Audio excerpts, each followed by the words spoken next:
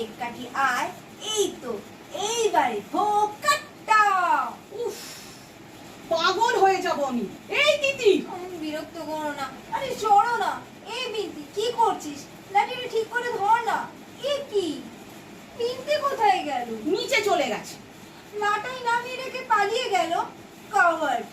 পালিয়ে গিয়ে বাঁচবে ভেবেছো? ওই লাটাই আমি ওর মাথায় ভাঙবো।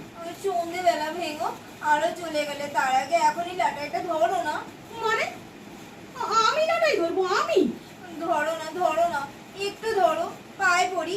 আয় আয় আয় ভোগ কাটটা। ধুর তোর ভোগ কাটা। এইবার ওই কালো ঘুড়িটাকে। আয় আয় আয়। এ কি, যা। বেশ হয়েছে। এটা কি হলো? তুমি লাটাই থেকে সুতোটা ছিঁড়ে দিলে কেন? বেশ, বেলা 1:30 বাজে, মাথার উপরে গনগনে রোদ, ঘুড়ি ওড়াচ্ছে। অসভ্য বাঁদর মেয়ে। এই নিচে চল। আরে আরে, ঘুড়িটা তো হাত ফসকে চলে গেল।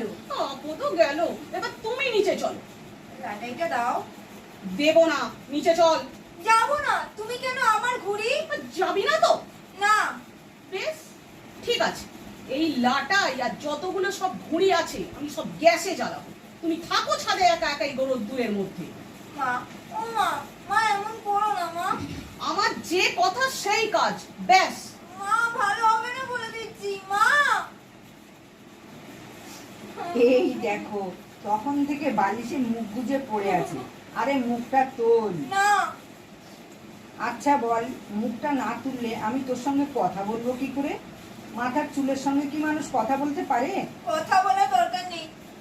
শোন আমার লক্ষ্মী দিদি ভাই, মাথা ঠান্ডা করে শোন। এই যে মা বল আমি বল তোকে ঘুড়ি ওড়াতে বারণ করছি, তার তো একটা কারণ আছে। আগে তো কখনো করিনি। মিথ্যে কথা, মিথ্যে কথা বলো না। এত বড় মেয়ে সারাদিন ছাদে উঠে ঘুড়ি উড়িয়ে বেড়াচ্ছে, বিয়ে দেবো কি করে? এসব কথা বলো না তোমরা, প্রত্যেক বছর বলো। বলি, কিন্তু শেষ পর্যন্ত আটকাই না তো। কিন্তু এবারে যে না আটকে উপায় নেই দিদি ভাই। খুব উপায় আছে, বিয়ে না করলেই তো হলো। ও, ঘুড়ি ওড়াবার জন্য সারা জীবন আইবুড়ি তুবড়ি রয়ে থাকবি? শুধু তো এই বিশ্বকর্মা পুজোটার দিন। কিন্তু এই বিশ্বকর্মা পুজোর পরের দিনটাতেই যে তোকে দেখতে আসছে দিদি ভাই। মস্ত বনেদি বাড়ি, অপুরুষের যেন ব্যবসা, ছেলেও খুব ভালো। আমি বিয়ে করবো না। তা বললে হয়? দুদিন বাদে মরে যাবো, নাচ জামাইয়ের মুখটা দেখে যাবো না? বলেছি না, এই সমস্ত বাজে কথা বলবে না তুমি আমার সামনে।